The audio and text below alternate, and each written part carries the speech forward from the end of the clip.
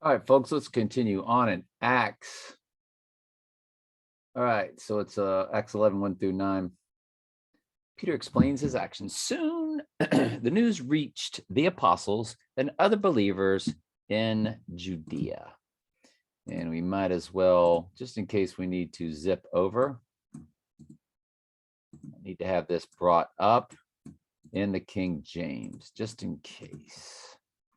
Because we've been doing that recently, so why not?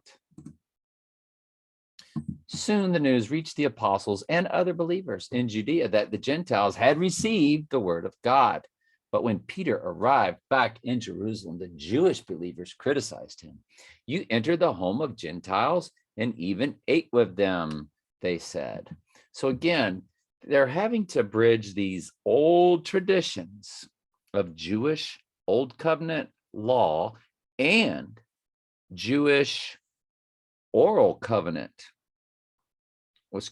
Jewish oral law.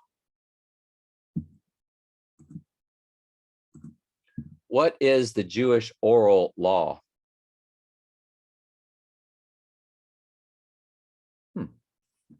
According to Rabbinic or Rabbi Judaism, the oral Torah or oral law are those purported laws, statutes, and legal interpretations that were not actually in the original, are not highlighted for us. Usually when you search something, it'll have it highlighted for you. According to Rabbinic oral law, according to Rabbinic Judaism, the oral Torah or oral law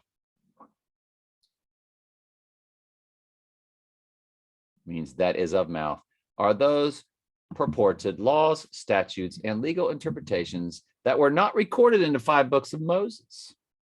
So in other words, these are not part of God's old covenant. This is man's addition. That's why the Lord came and said, jacked them up for all the stuff that they added. And the overall theme of why they did this was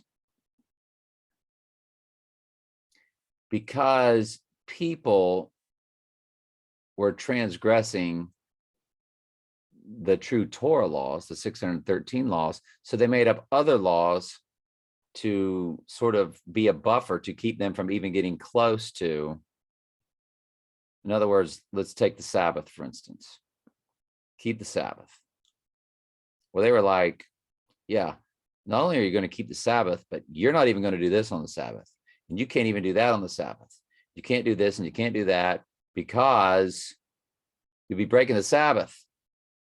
So they started adding all these oral laws to not just the original Sabbath laws, which were about rest and so forth, and obviously why you should rest.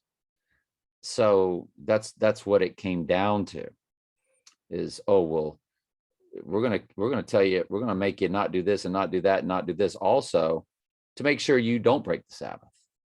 And that's why Jesus was like, you hypocrites, you telling me that you can't even lift a finger on the Sabbath? Didn't David go out and eat the ears of corn, tear up the corn and all that so they can get some food in them on the Sabbath? And if you had an animal fall down into the watering well or in the pit, wouldn't you on the Sabbath go get your animal out of that pit?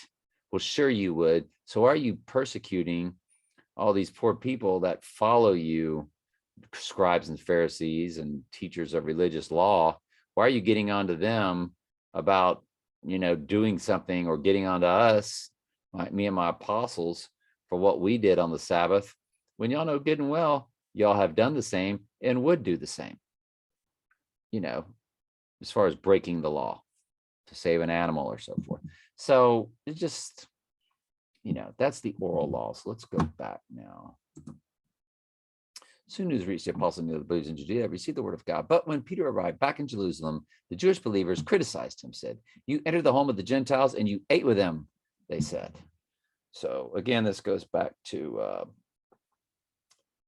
Torah laws, but then oral laws that they added to the law. Then Peter told them exactly what had happened. I was in town of Joppa, he said, and while I was praying, went into a trance and saw a vision. Something like a large sheet went down by its four corners from the sky. It came right down to me. And when I looked inside the sheet, I saw all sorts of tame and wild animals and reptiles and birds. And I heard a voice say, "Get up, Peter, kill and eat them." "No, Lord," I replied, "I've never even eaten anything that our Jewish laws have declared impure or unclean." But the voice from heaven spoke again, "Do not call something unclean if God has made it clean." Love you very much. Ask questions anytime. That's what I'm here for.